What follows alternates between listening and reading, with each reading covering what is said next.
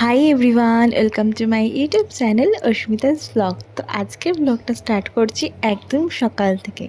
তো আজকে সারাদিন আমি কী কী করছি সেটাই আমি তোমাদের সাথে শেয়ার করব। তো এখন ওই 7:30টার মতো বাজে। তো আমি চলে এসেছি ছাদে আমার ফুলগুলোকে দেখার জন্য। তো এসেই দেখো আমি দেখতে পেলাম এই গাছটায় এত সুন্দর একটা ফুল ফুটেছে, যেটা কদিন আগে আমি ও বাড়ি থেকে নিয়ে এসেছিলাম। সকাল সকাল এই ফুলটা দেখার পরেই তো আমার মনটা ভালো হয়ে গেল। আমার মনে একটু সন্দেহ ছিল গাছটা কেনার পর, যে বাড়িতে নিয়ে যাওয়ার পর গাছটায় এত সুন্দর এত বড় ফুলটা ফুটবে কি না। বাট এত সুন্দর আর বড়ই ফুলটা ফুটেছে, আমার সেটা দেখে তো মনটা খুব ভালো হয়ে গেল।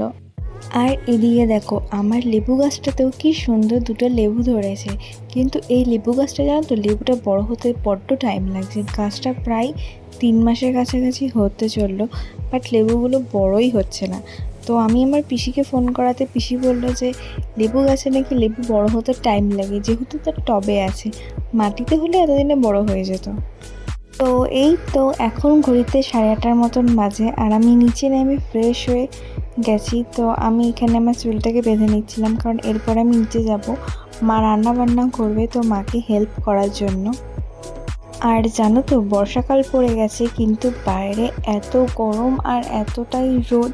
আজকে আমাকে একবার ওই বাড়িতে যেতে হবে। তো আমি বুঝতে পারছি না এই রোদে গরমে আমি কিভাবে যাব। আমি খুব একটা বাড়ি থেকে দিনের বেলায় বেরোই না, তো না বেরিয়ে বেরিয়ে না আমার রোদটা আর একদম ভালো লাগে না। আর বরাবরই আমার রোদ ভালো লাগতো না, কিন্তু এখন একটু বেশি ভালো লাগে না, কারণ আগে আমার পড়ানো ছিল, তো সেই সূত্রে আমাকে বাড়ি থেকে বেরোতে হতো। কিন্তু এখন তো আর সেটা নেই, তো বাড়ি থেকে বেরোতেও হয় না। তো এখানে দেখো আমি সমস্ত সবজিপাতি মাকে কেটে দিয়েছি, আর মা এখানে রান্না চাপিয়ে দিয়েছে। তো এই যে আজকে হচ্ছে গাঠি কচু আলু দিয়ে চিংড়ি মাছের তরকারি, যেটা আমার খেতে ভীষণ ভালো লাগে, মানে আমাদের 3জনেরই খেতে ভালো লাগে, বাবার বাদে। তো তারপর এই যে সকালে জলখাবার খেয়ে আমি রেডি হয়ে যাচ্ছি ও বাড়িতে যাওয়ার জন্য। আমার কিছু আর্জেন্ট কাজ পড়ে গেছে, তো আমাকে যেতে হবে। তো আজকে তো আমার হাজব্যান্ড বাড়ি নেই, যেহেতু ওর অফিস আছে, তো বাবার ছুটি ছিল, তো বাবা আমাকে নিয়ে যাচ্ছে ওই বাড়িতে।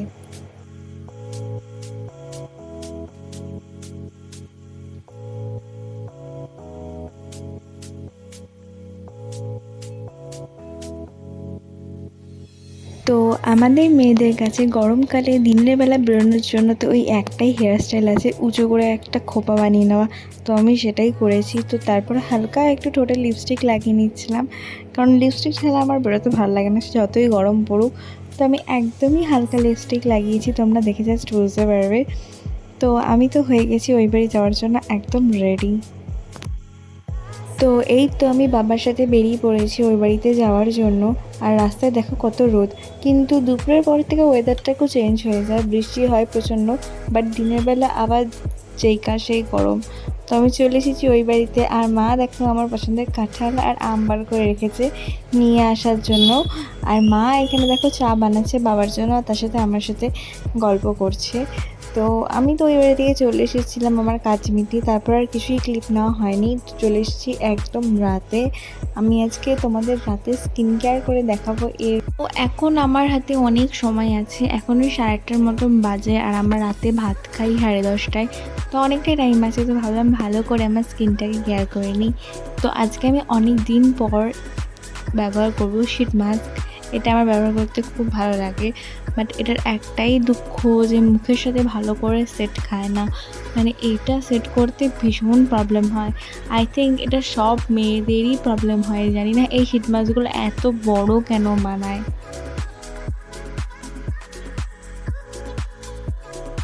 তো এটাতে প্রচণ্ড সিরাম থাকে, তার জন্য বুঝতে পারি না কোন দিকে ধরবো না ধরবো, ভয় লাগে ভীষণ, যেটা ফট করে নিচে না পড়ে যায়, কারণ আমাদের হাতে পায়ে তো খুব লক্ষ্মীশ্রী ভাব আছে।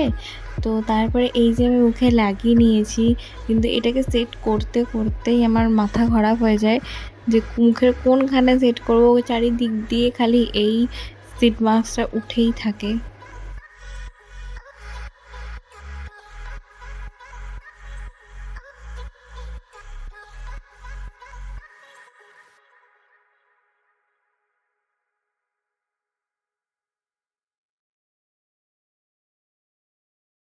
তো মুখের সাথে এটা সেট করতেই আমার 3 থেকে 4 মিনিট লেগে গেল। তো ফাইনালি এটা আমার মুখের সাথে সেট করা হয়ে গেছে। তো তারপর এই যে সারাদিনে যে জামা কাপড়গুলো হয়েছিল তো সেগুলো আমি সিট মাস্ক লাগিয়ে 10 মিনিট অপেক্ষা করতে হবে। তো তারই মাঝখানে এই জামা কাপড়গুলো আমি ভাঁজ করে নিচ্ছিলাম। তো তারপর দেখো মুখটা কতটা গ্লো দিচ্ছে, এটাই তো ভালো লাগে। মেয়েদের আর কি চাই, গ্লো, ভর্তি ভর্তি গ্লো। তো আমি এই সিরামটাকে ভালো করে মুখের সাথে ম্যাসাজ করে নিচ্ছিলাম। তো তারপর একে একে আমার রাতে স্কিন কেয়ারগুলো করে নেব। তো এটা লাগানোর আগে আমি তোমাদের দেখাতে ভুলে গেছি, আমি টোনার লাগিয়ে নিয়েছিলাম। তো সিরামটা আমি লাগিয়ে নিলাম গোটা গলায় আর মুখে ভালো করে ম্যাসাজ করে নিচ্ছি। তো তারপরে এই যে আমি আমার চুলটাকে ভালো করে আঁচড়ে নেব, আর এরই মাঝখানে আমি লাগিয়ে নিয়েছিলাম আমার যে নাইট ক্রিম আছে গুড ভাইবসের নাইট ক্রিম, ডে ক্রিম আমার সমানই, ওই একটা ক্রিমে আমি লাগাই। তো সেটাকে ভালো করে অ্যাপ্লাই করে নিচ্ছি। এবার এই চুলটাকে আমি হালকা করে বেনি করে নেব। তো এই ছিল আজকের ব্লগ। তো যদি তোমাদের ভালো লেগে থাকে তাহলে অবশ্যই আমার চ্যানেলটাকে লাইক আর শেয়ার আর সাবস্ক্রাইব করে দিও। তো টাটা, দেখা হচ্ছে নেক্সট ভিডিওতে।